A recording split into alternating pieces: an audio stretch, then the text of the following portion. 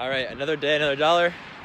It's Monday the 28th, and I am recording this video because I want to give an update. So in January, I have a ton of pipeline. I'm really pumped about it, but today's video is going to be about handling aggressive prospects in sales. I just got the phone with, he wasn't really aggressive, but he was dominant. Nice guy. He was a nice guy. I like him. He gets to the point. But I want to talk about what happens with these kinds of people, at least in my experience so far. I'm not an expert on this, but I'm going to give my thoughts on handling prospects who are direct and I would say dominant personality types. So there are 4 main personality types that I've been learning about in sales. You've got dominant, influent,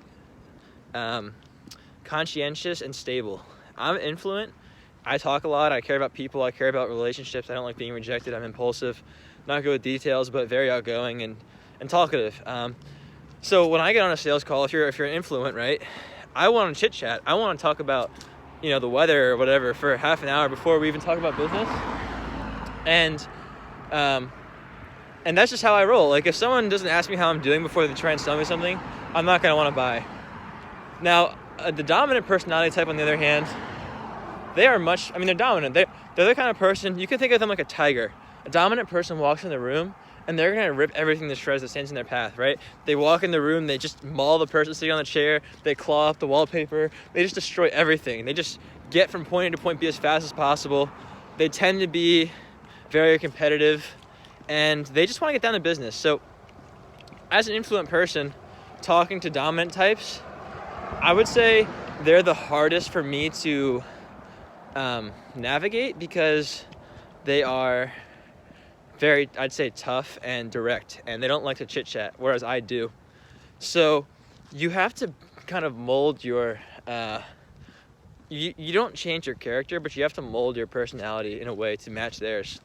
So how can you tell someone's dominant? Well, the guy that I talked with on the phone today, right, before every sales call, I always prepare. I try and stalk them online, listen to a podcast they did, look at their past case studies, make sure I know what services they offer, make sure I understand their industry, right?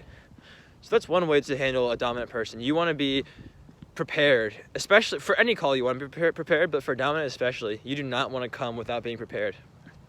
They will sense it. They do not like BS, right? So how can you tell they're dominant? Well, if you get on the phone and you ask them how they're doing, they just go, "Oh, I'm fine." And that's it. They don't say anything else. They won't ask you how you're doing, right?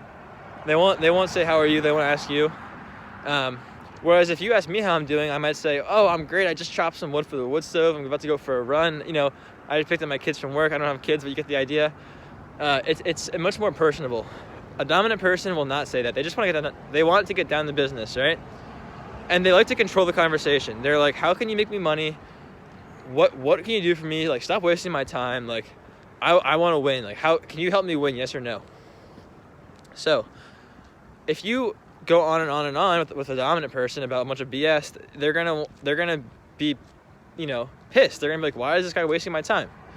And that's a challenge that I have selling to dominant people because I do talk a lot. So here's a dominant person that I just had a call with today. I have another call scheduled with him on Wednesday. Nice guy.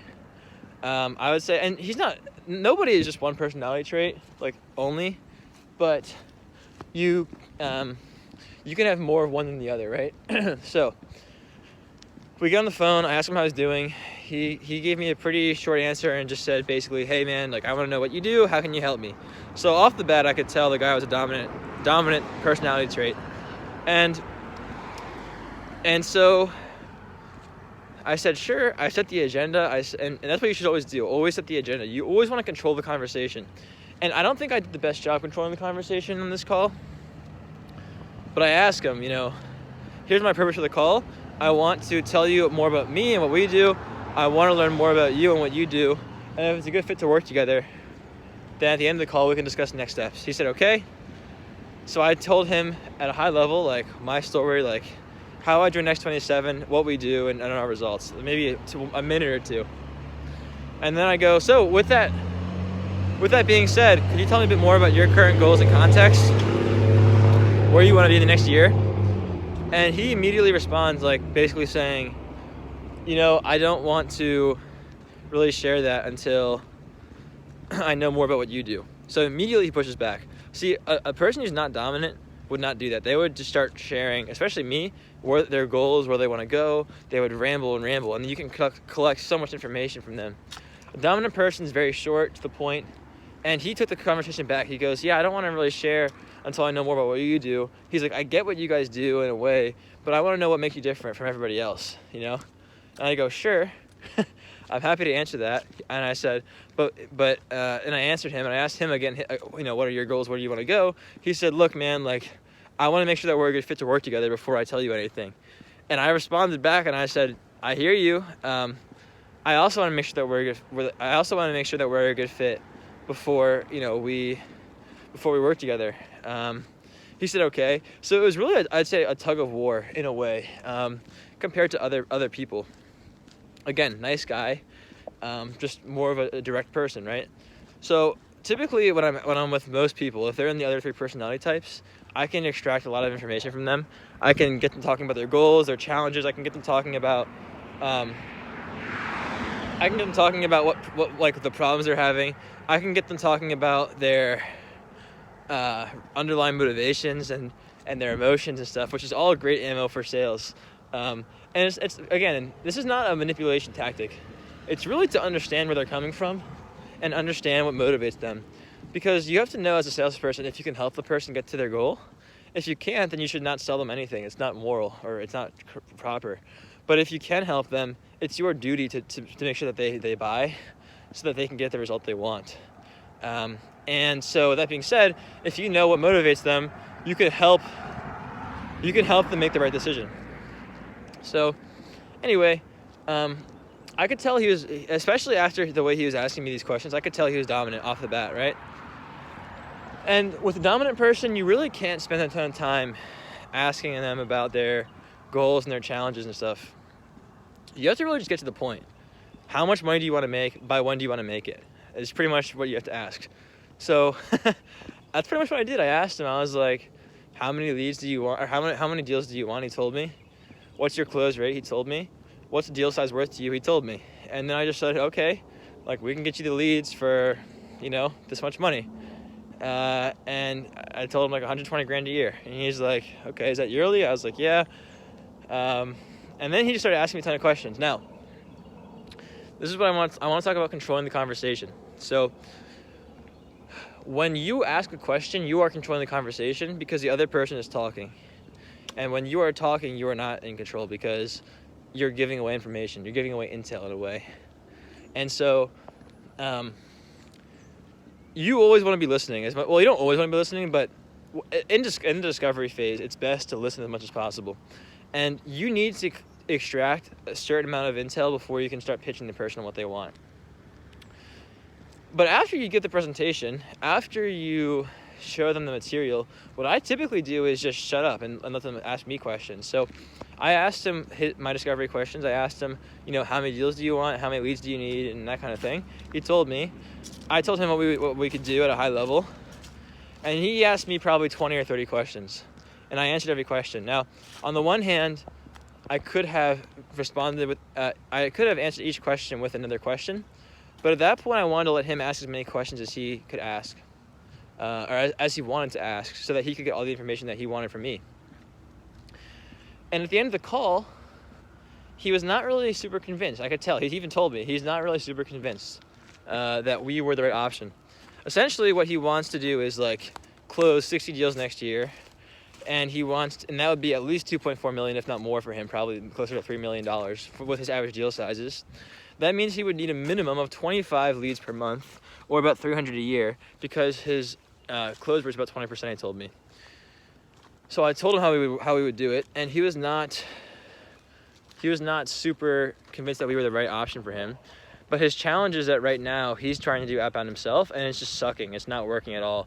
Like last year, he brought in like 4 deals instead of the 60. He would need to increase his success rate by more than like 12 times, I think. Maybe more than 12, because 12 would only be 48 deals.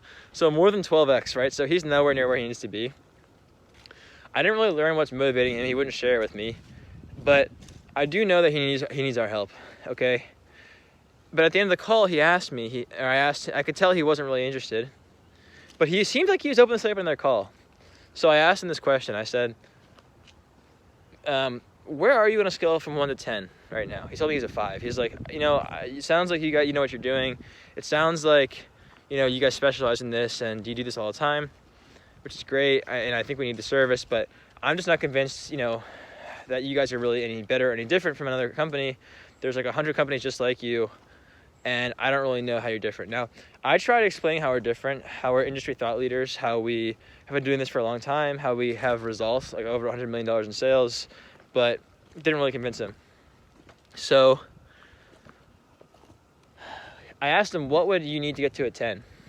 And he told me, I want to see, he's like, well, when I sell to my clients, I show them how everything works. I show them what backlinks are. I show them what the content does. I show them all these things. So I want to see your process too. So I think he's the kind of guy who wants to see how it works. He wants to be sold the same way that he sells. So he told me he wants to see a concrete example of someone like them that we helped. He wants to see how we do targeting. He wants to see how we write our copy. He wants to see how we track everything. He wants to see our process.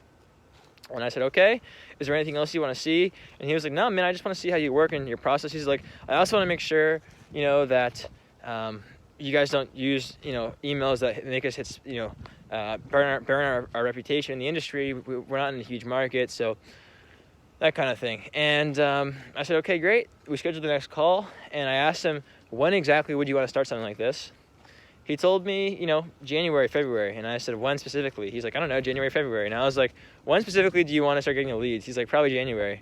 So I go, okay, so we need to schedule a call at the beginning of January so that, we can get you the leads by the end of January. You have to be very specific with your start dates, right? You have to nail it down.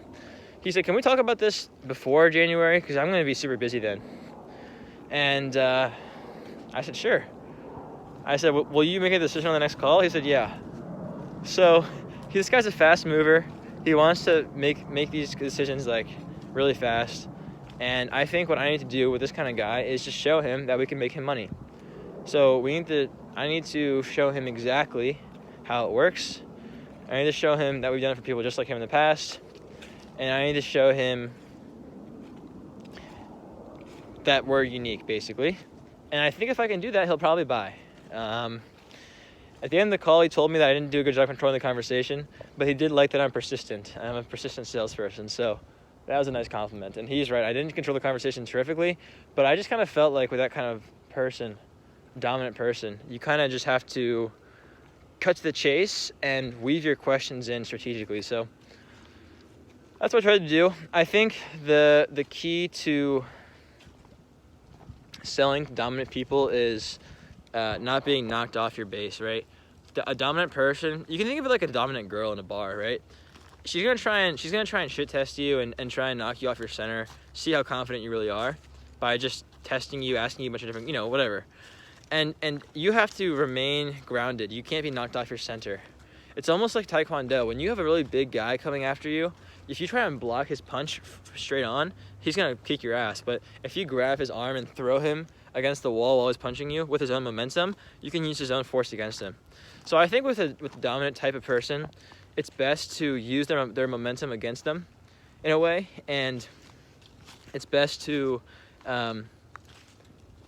be direct and be confident and not be knocked off your center.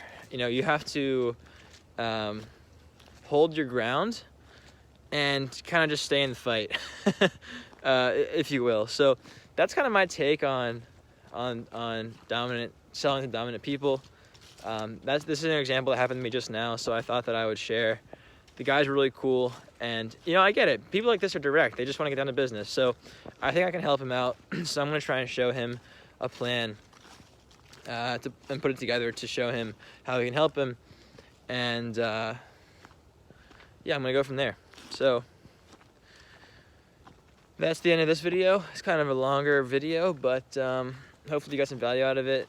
By the way, if you want to know exactly how we generate leads from start to finish, I want to show you everything that I do. I have a document down below. You can click the link and it will give you a training document I put together that shows you exactly how to generate leads for cold email, how to find people, how to find the right companies, how to find the right people to reach out to, how to find their actual emails, and how to validate those emails. Even if they're invalid or if they're accept all, you can still validate them without having to send the test email. So really valuable stuff. And if you want to start making more sales for your business, grab it down below. It's free. So all right, guys, take it easy. I'll see you in the next one. Peace.